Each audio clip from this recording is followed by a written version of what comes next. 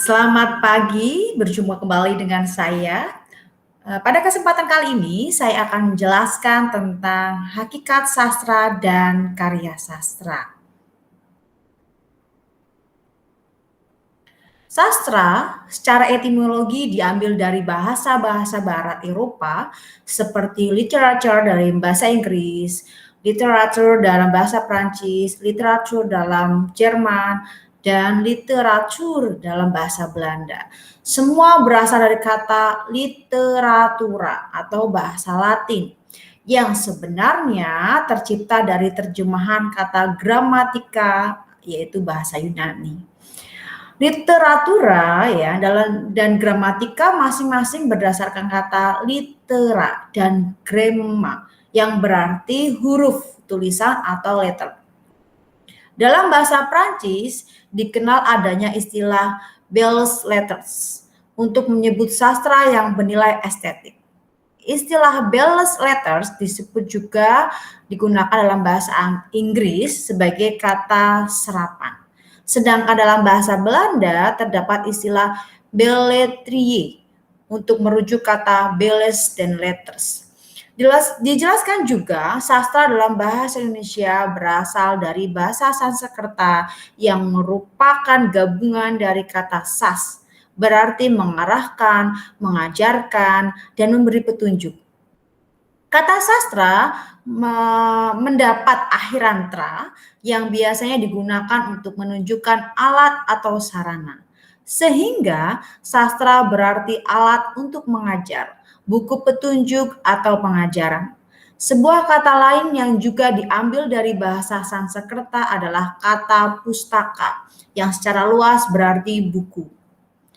Menurut Sumarjo dan Saini, bahwa sastra adalah ungkapan pribadi manusia yang berupa pengalaman, pemikiran, perasaan, ide, semangat, keyakinan dalam suatu bentuk gambaran konkret yang membangkitkan pesona dengan alat bahasa.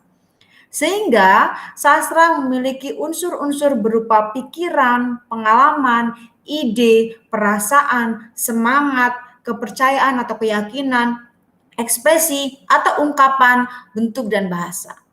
Hal ini juga dikuatkan oleh Saryono bahwa sastra juga mempunyai kemampuan untuk merekam semua pengalaman yang empiris natural maupun pengalaman yang non-empiris supernatural. Dengan kata lain, sastra mampu menjadi saksi dan pengomentar kehidupan manusia.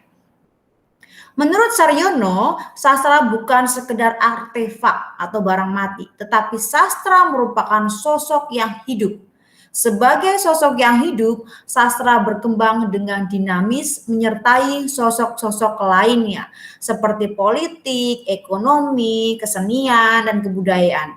Sastra dianggap mampu menjadi pemandu menuju jalan kebenaran, karena sastra yang baik adalah sastra yang ditulis dengan penuh kejujuran, kebeningan, kesungguhan, kearifan, dan keluhuran nurani manusia.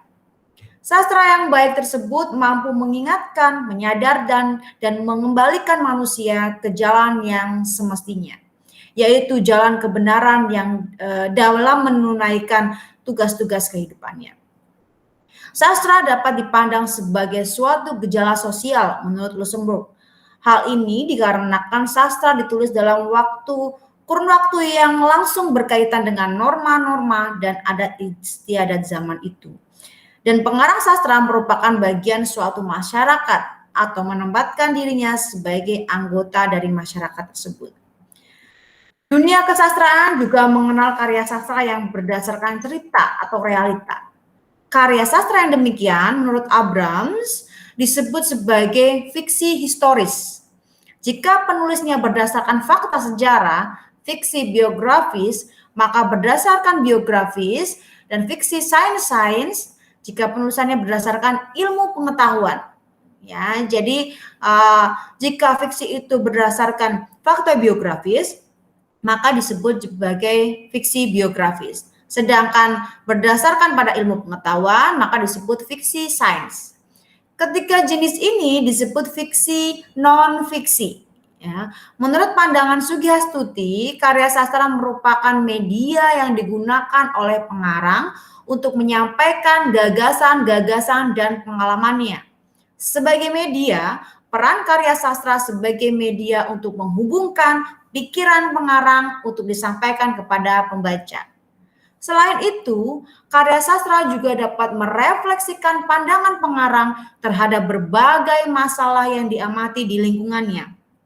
Realitas sosial yang dihadirkan melalui teks kepada pembaca merupakan gambaran tentang berbagai fenomena sosial yang pernah terjadi di masyarakat dan dihadirkan kembali oleh pengarang dalam bentuk dan cara yang berbeda.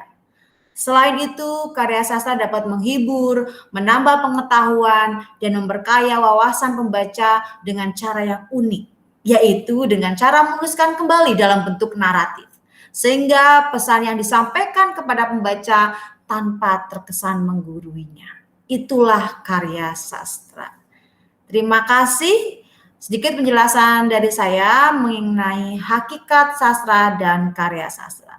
Wassalamualaikum warahmatullahi wabarakatuh.